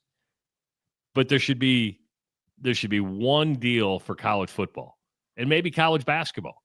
That would create equity, but I don't know if the SEC and the Big Ten would go along with it. Because what do people want most in life? They want money and they want power. Did you ever watch the show Survivor? I was never a huge fan of it, but I watched it. I watched a few seasons of it, and enough to know the gist of it, right? Or like, what's the Big Brother? Is that the other one that's kind of the same thing where you're voting? You vote people off. Eventually, there's one winner. A giant game of Stratego is what it is. And what we see over the course of one season is this group of mini divide up into little teams, and then those teams divide up into smaller teams, and then those smaller teams divide up into pairs of 2 or 3, and then at the end, there's one winner, right? We're basically in the quarterfinals session of this. Survivor game is happening. They're voting people off the island, kicking people off the show. They're getting people out of the money. They're getting people eliminated. You're down to the final 4. You see the power players. When this gets down to the Big Ten and the SEC, who wins? And how long until we're having that showdown? 10 years? Probably. That's probably a safe bet. And so is the winner of that fight just going to be determined by who picks up the best pieces from? I think the Big Ten wins. Really? I do. Wow. I think that's the underdog bet right now from where I sit. But maybe I'm just a hunch, gut feeling. I think the Big Ten wins. Northern money.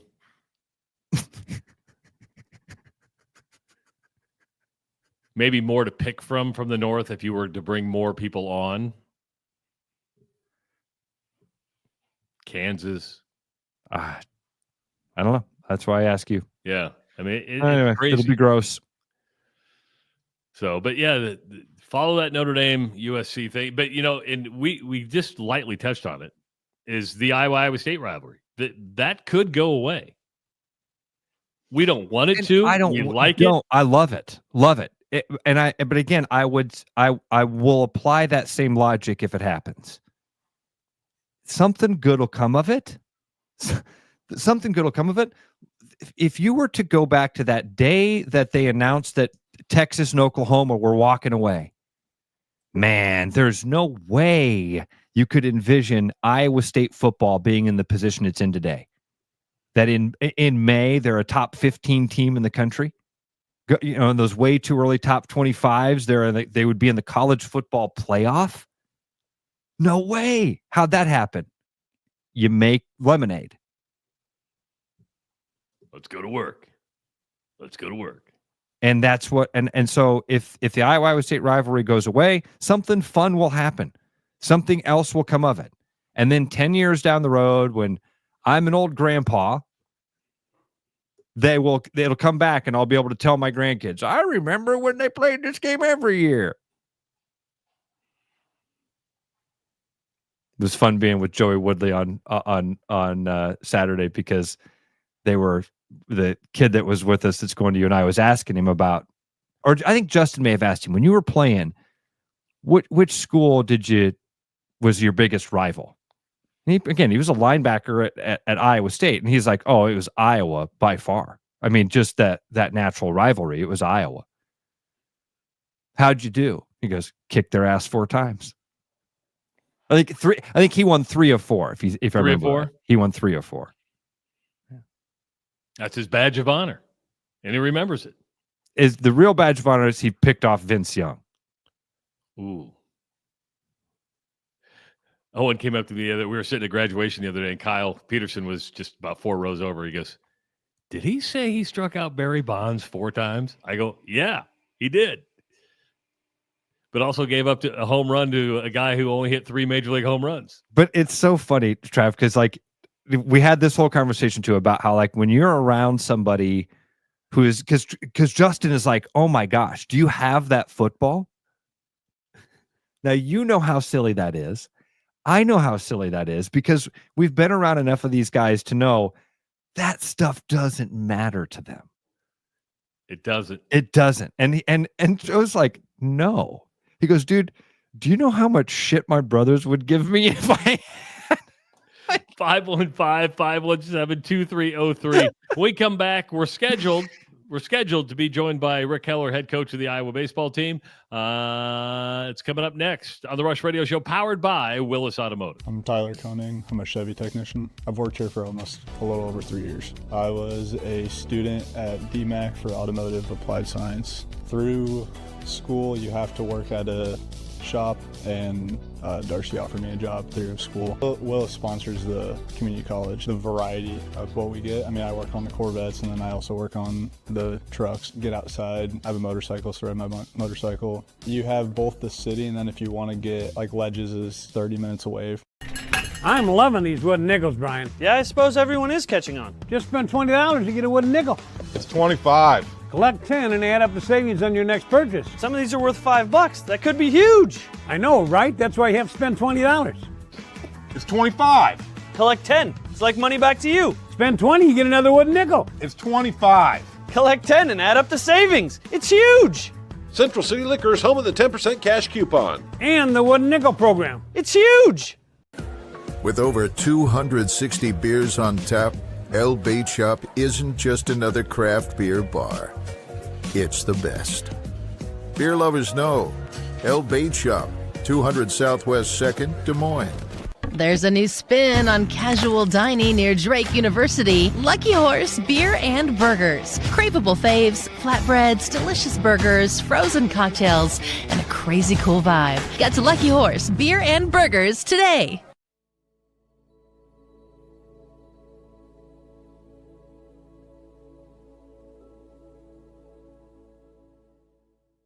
Are you thinking about buying a home this year? Start by getting pre-approved with Gary Presnall at Northwest Bank in Des Moines to see how much you can qualify for and what loan programs meet your needs. Gary can get you pre-approved in 30 minutes or less with a pre-approval letter to you. Gary offers first-time homebuyers programs, VA loans along with FHA, IFA, and conventional loans. Call Gary at 515-975-6767 or find his profile at nw.bank.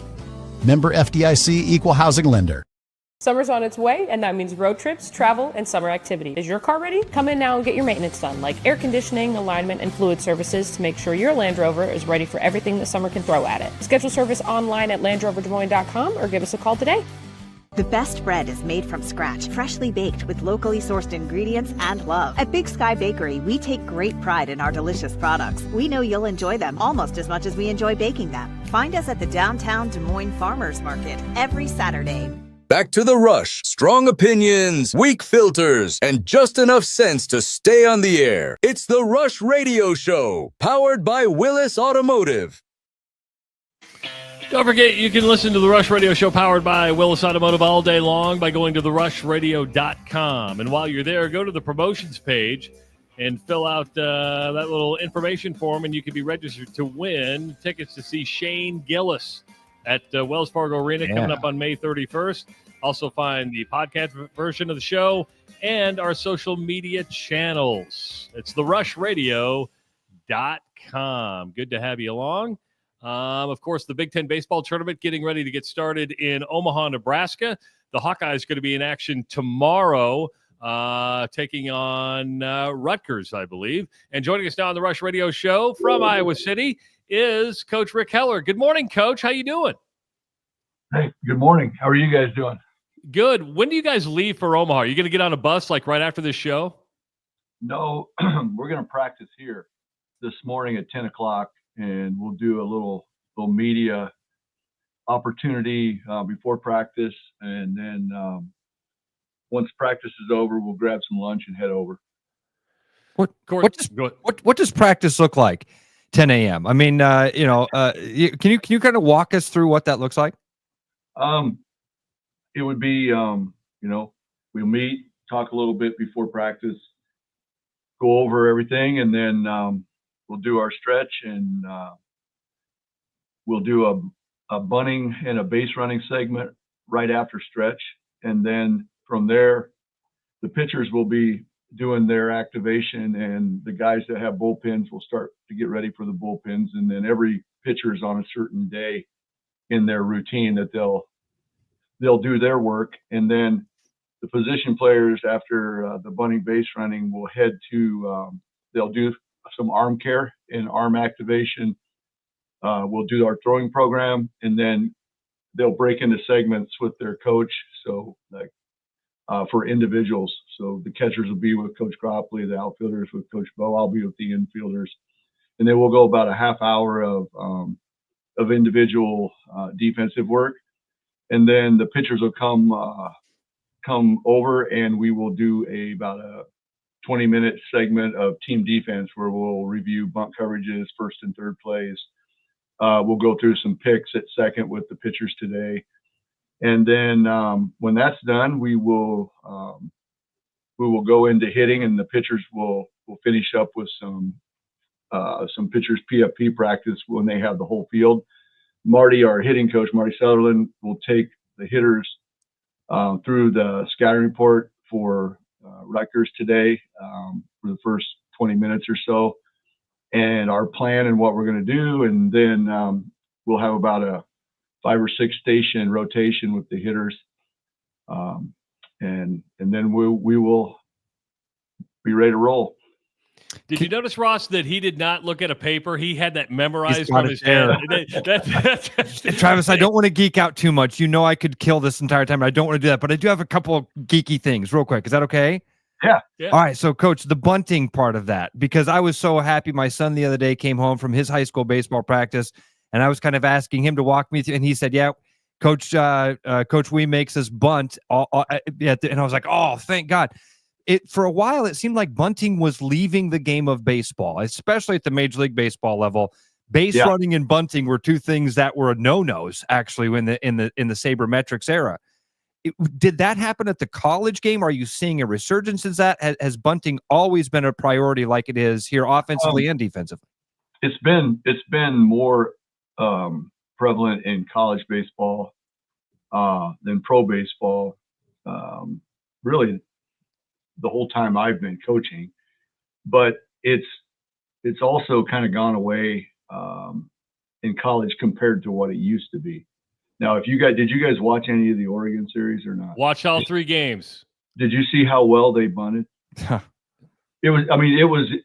put on a bunting clinic with guys who can also hit it out of the park. And what I have always said, bunting is a weapon. It's an offensive weapon, and that's how we look at it. I'm not talking about square around and sacrifice bunt and giving an out up. We don't do that a lot. There's times though when you have to, and that's the thing about the analytics with bunting. There are times when bunting totally makes sense and you need to do it. It's a cold night, the wind's blowing in, it's 0-0. Nobody can hit it, nobody can hit it to the left fielder. And you have to find ways to score runs. And that's the thing we have always tried to do in our program, going way back to Upper Iowa, is that when you play in Fayette and Cedar Falls and Iowa City in February and March, there are a lot of days and a lot of years, if the trend is cold, where it is really hard to score runs. And if you're totally relying on hitting the ball out of the ballpark, you're going to lose a lot of games. So what we have tried to accomplish with our offense is to be able to score in any situation. We obviously want to hit the ball out of the ballpark and hit a lot of doubles, but there are those days when that's really difficult and we have to manufacture. And that means push bunt, drag bunt, fake bunts, hit, slash.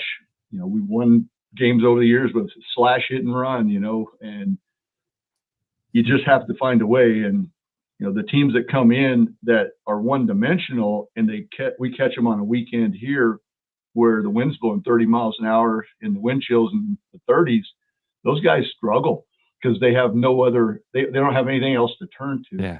So I told our team yesterday, what Oregon did to us with the short game, with the bunt game, was really impressive. They executed at an elite level almost every time that they tried. That is what I would like our offense to look like. We are pretty good this year at bunting. We've won some games and we've put some pressure on people, but we've never had a weekend where our guys executed at the level that Oregon did this past weekend. So anyway, that's my talk on bunting. And love it. If you need to get one run, it'll tell you that bunting is pretty good in this situation. But, if you're just looking at it big picture and you're wanting the big inning, then obviously there's times when the bunt analytically is not the answer. But that's the thing about analytics. I mean, they're fantastic, but the human side of it and the hunch and the feel of what is right at this time. You're facing a Friday night starter and you're not doing anything, but he's a bad fielder. That's maybe how you get the rally going to win the game. Coach, you're coming off the Oregon series, and coaching always amazed me. I've interviewed thousands of coaches over my career, and there's always certain situations where, you got to do the X's and O's, but great coaches are also psychologists. Do you find yourself coming off this series to playing psychologist with the team and get them refocused for the Big Ten tournament? Well, I felt like I was playing psychologist the last 3 weeks and apparently didn't do a great job with it. So what I told him after Saturday was, the disappointing thing to me with the Oregon series was not as much that we lost, but that we didn't play our best baseball. We gave way too many free bases on the mound. And we didn't execute offensively as well as I thought we could. We didn't make an error all weekend, 3 straight games. We played really good defense the entire weekend. But it'd be much we may have played our best, and Oregon is so good and so talented, and they're playing great right now, and they had something to play for, which was kind of my nightmare, knowing if Washington would have got them one time, they had no shot to win the outright regular season. And I thought, man, the last thing you need is Oregon with the talent that they have coming in here with a purpose. You know, they already know they're going to probably host a regional. They're in the regional, so they've got all these good things that have happened. But it's like, oh wow, we sweep these guys, and UCLA loses one game, we can win the regular season. And they were really dialed in. And we may not have beat them if we played our best, but it would have been a lot easier to live with. And basically just told our guys, you know, we needed a reset. I told them to get away, go fishing, do whatever, and let's come back Monday later in the afternoon, and we'll regroup and get ready to start a new season, the postseason. And we're all 0 for 0 right now, and let's clean the slate and get back to having fun and playing the game the way we've played all year. In the free time, are you a baseball coach that would be anti-golf? Do you deter the guys from going on the golf course because of the swing I thing? said that too. I said, I know all of you don't pitch, but some of you can go golf, especially the pitchers. I mean, they don't Okay. Oh, okay. I see. I like that. All right. But Coach, man, it was a rough one. I'm not going to lie. It wasn't so much the like I said, the Oregon. There's no shame in losing to them, as talented as they are, and the support and the money and the NIL money and all of the stuff that goes into it. It's just a different world, you know, and it's not always a fair fight. But I go back to Washington, where we lost two games, where we got walked off in the 9th inning, and we were 5 for 35 with runners in scoring position. And you get one of those games, and you're not having to worry about the Oregon weekend. But that didn't happen, and so here we are, you know. And then we get beat up, and a little bit we lose Ben Wilmus, and then Reese Buter is not able to go. And if you look back the last 3 weeks, you can really lock it into one thing. And if you go over the previous 10 weeks, we had 3 starters that didn't miss a start, and all of them were going into the 6th or 7th inning. And our team this year, if we can get that kind of start out of our guys, our bullpen is really built to handle about that many innings. But the last 3 weeks, we were going to the bullpen in the 4th inning, or earlier. And then with Reese not being able to go, you're basically playing game 3 like a midweek game. Yeah. And we're not really designed to do that. We're going to have to hopefully get Cade at Overmuller and Aaron Savary to get us deep into games this weekend or this week at the conference tournament. And then hopefully Reese can bounce back and maybe give us 3 or 4 in game 3 if we win one. But if you look at it, you're asking I think we've asked guys to do more than maybe what their role was or what they were capable of. And when we were losing games the first 3 weeks, there was so many positives. We talked about that before, but it was the same story. The starters weren't getting us to the 5th inning. And this team this year, the 2025 Hawkeyes, once those guys turned it around and they were getting us to the 6th, 7th, and sometimes even more, the bullpen is great when we only have to handle a few innings each game. That makes any sense. Coach, how do you approach this week? We had ESPN's Kyle Peterson on last week. Big fan of yours. He's very complimentary, but he also was realistic. He goes, listen, I've been doing this a long time. I was going to have to at least beat Oregon once or twice and then do really well in the Big Ten tournament to make the NCAA tournament. Do you feel you have to win the tournament to get into the NCAA tournament at this point?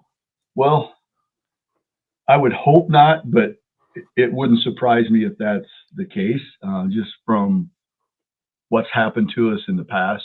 I feel like that there's been 3 times here at Iowa that you could legitimately say we kind of got screwed. I mean, we just did.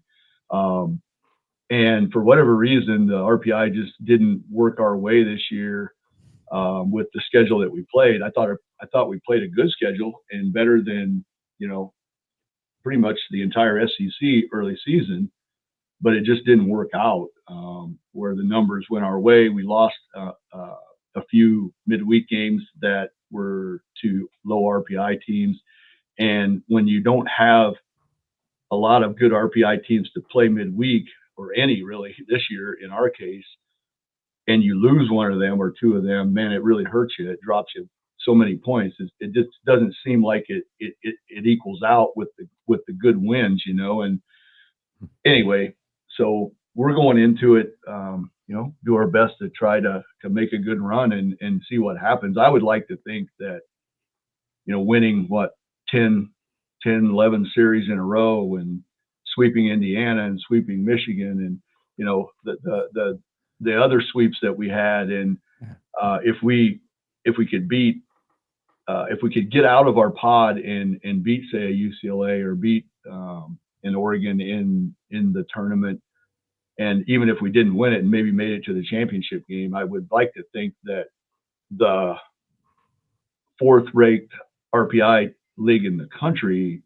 is worthy of their top 5 or 6 teams getting in to the tournament. And that's kind of the argument that we're putting out there. And Coach Wazakowski from Oregon was adamant. He's like, this is crazy that they're saying this stuff about our league. I mean, it's not even close between 4th and 5th. And he goes, mathematically, if you break it down, the percentages of teams from the 4th place team in the RPI in the country should have, at least 5 teams get into it, if not 6 teams this year.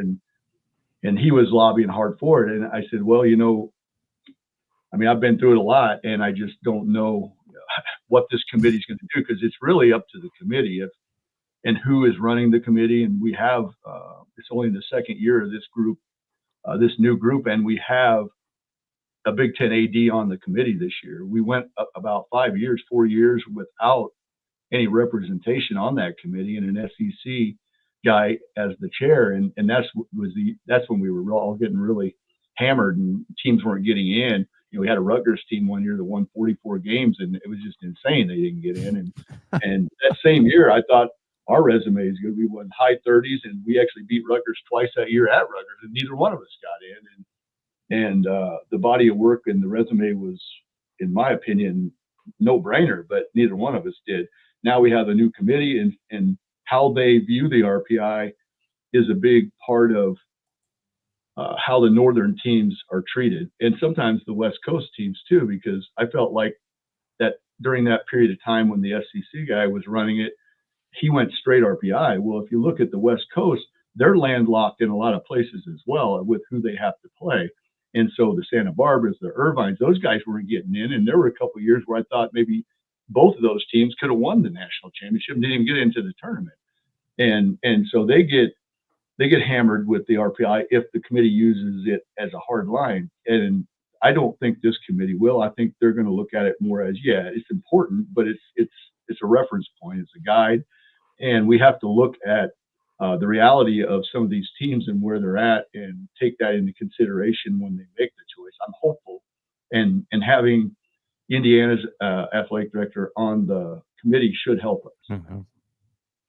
So you got Pool C, you get Rutgers and Indiana. I was thinking, because you took 2 of 3 from Rutgers, you swept Indiana. As far as pool play goes, could this have really shaped up? You keep Nebraska, which is playing virtually at home, out of your pool. USC's out of it. So, I mean, at the end of the day, was this like the ideal pool for you? Well, I mean,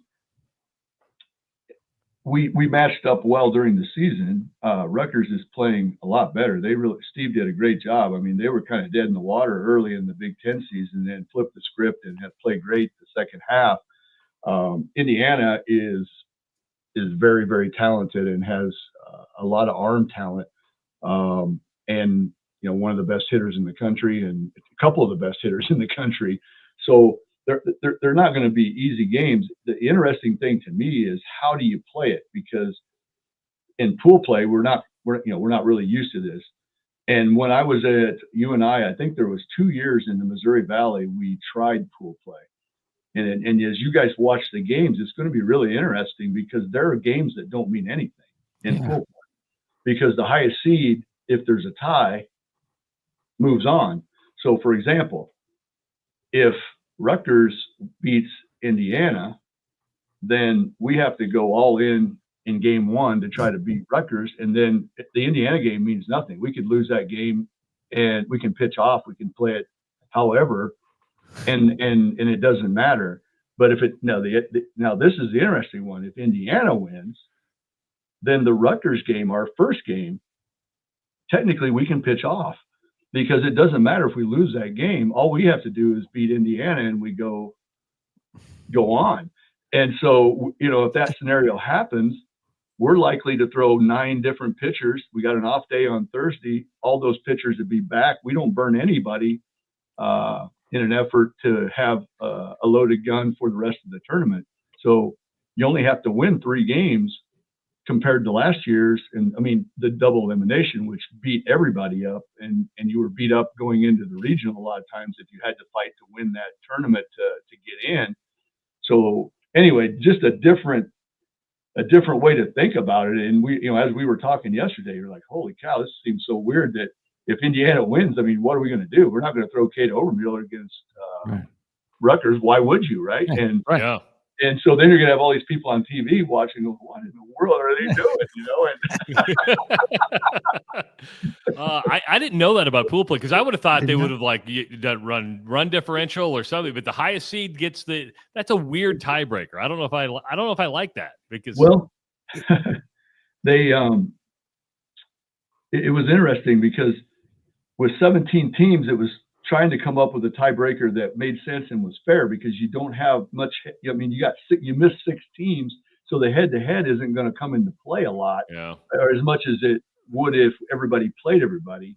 The coaches, we wanted to play 2 divisions, which I thought would have been perfect. 2 champions, and then you have crossover games to get teams playing across the country like they want.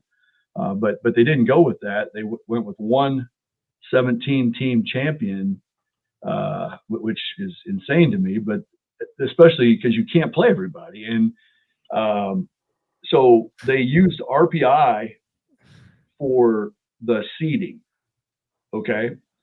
And if you use RPI for the seeding, I was one that said you can't use RPI for the tiebreaker because the league standings have to mean something. I mean, you played the regular season for a reason. The higher seeds should gain an advantage if there's a tie or whatever. And really the only advantage you get in this tournament, you don't get a bye like the softball tournament. You see they have to wait till teams get beat out, then they play their first game after. And you see that in some of the baseball leagues, but in this one, the only advantage is waiting to see who after that they play the first game, then you play. You don't have to face their number 1 pitcher. Yeah. And so like I was thinking in the old tournament, you get Oregon wins the league. They're the highest seed because the RPI, and they would have faced the pitcher of the year probably in Michigan State's left-hander as the 12th seed. That's the thing you can run into in the old double elim is like, just because you're facing the 12th seed, they might have the best pitcher in the league. The dude. They do, but he's going to miss him because those 2 are going to play unless he pitches off and decides to roll the dice if they can win with somebody else and then have the left-hander, because the left-hander shut Oregon out 2-0 when Michigan State played them.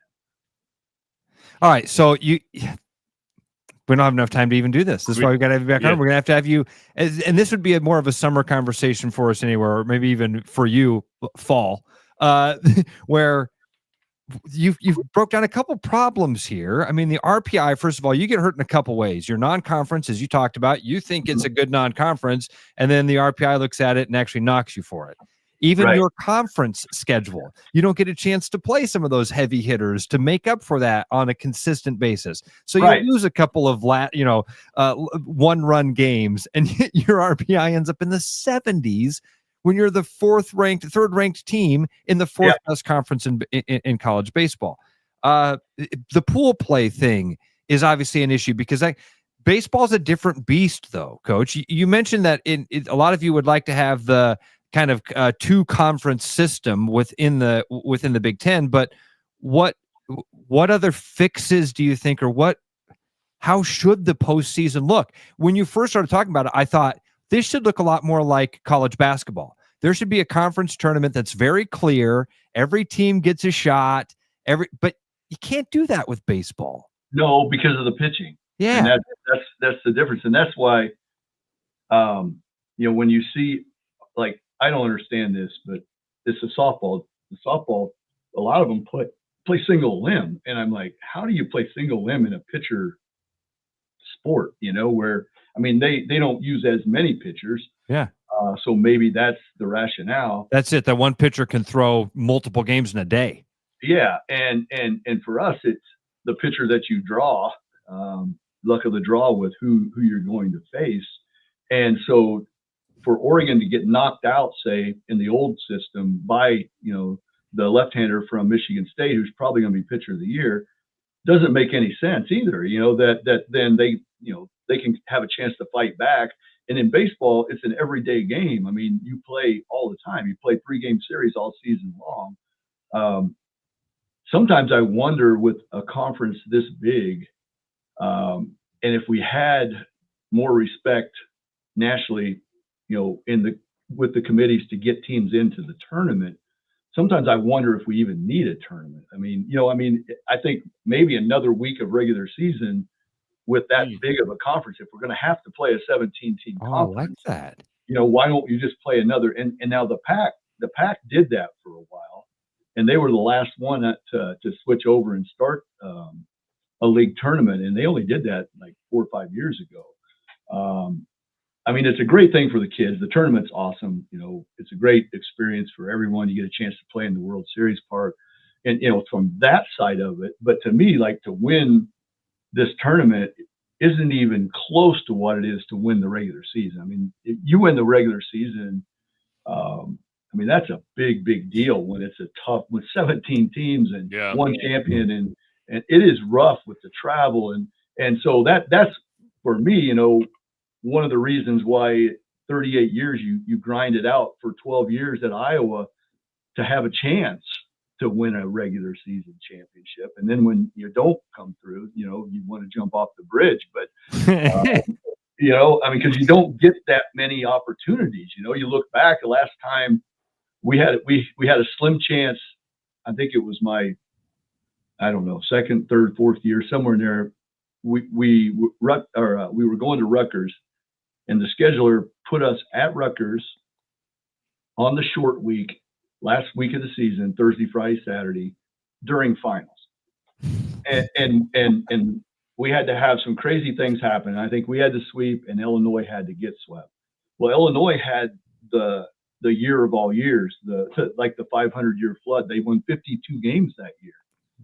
And our record that year, we would have won the Big Ten every year of the Big Ten with that record, except that one, because we ended up losing the game. We got beat a game at Rutgers, and they just kept winning because they were so good that year. But that's the last chance that we really have had since I've been here at Iowa, because everything has to go right. We stayed healthy this year. Everything, the pitchers, like I said, got us into the 6th and 7th every weekend, and for 10 straight weeks. And then, it didn't at the end, and that's what ended up biting us. But anyway, it's just a big deal. I guess I hope people understand what a big deal it is to win the outright regular season. The tournament, it's great. We've won the tournament. We've been in the championship game 3 times, and it's awesome to fight and get there. But to me, it's nothing compared to, finishing in the top 3 or 4 in the regular season. But people don't put that much weight on it, and that's where all the automatic bids are. Coach, we're so sorry. We are going to be out of time here in seconds here. Best of luck, and thank you so much. We got to have you back on to chat more. And by the way, Charles Schwab Field is about 2 miles behind me because that's a big great. So if you see a fat bald guy looking to shake your hand, Not on Wednesday fat or anymore, Friday, dude. Not fat anymore. Yeah. I'm not stalking. I'd be glad to see you guys. That'd be great. But anyway, yeah, I mean, thanks think a lot, about Coach. that. What it would look like if Indiana wins that first game today, and it's just going to be an odd situation, throwing 9 guys, 9 different pitchers in the first round of the conference tournament. But that's kind of where we're at. Go get him, Coach. All Go right, get him. Coach, Best thank luck. you so much. Coach Rick Keller joining us on the Rush Radio Show. Again, the Hawks in action tomorrow. Ross, we got to wrap it up because buddy. That was fun. We're running out of time. It is the Rush Radio Show at therushradio.com. Spring is here, and so are spring pests. Whether it's birds in your dryer vent, raccoons in your chimney, squirrels in your soffit, ants in your kitchen, or bats in your attic, with over 20 years of experience, Bats and Bugs Pest Solutions can help. Call us today at 515-218-3400 to schedule your inspection and see how Bats and Bugs can help prevent your home from becoming their home. The Royal Mile, where everyone's a wee bit British. The Royal Mile is downtown Des Moines' living room with classic pub favourites. Pair them with a glass of whiskey or an expertly poured Guinness. It's bloody brilliant. The Royal Mile, a proper British pub. Fong's Pizza has moved to 317 East Court in the East Village and is ready for good weather with an expanded menu and a patio that is ready for pals, pints, and pizza. Fall in love all over again with the new Fong's in the East Village.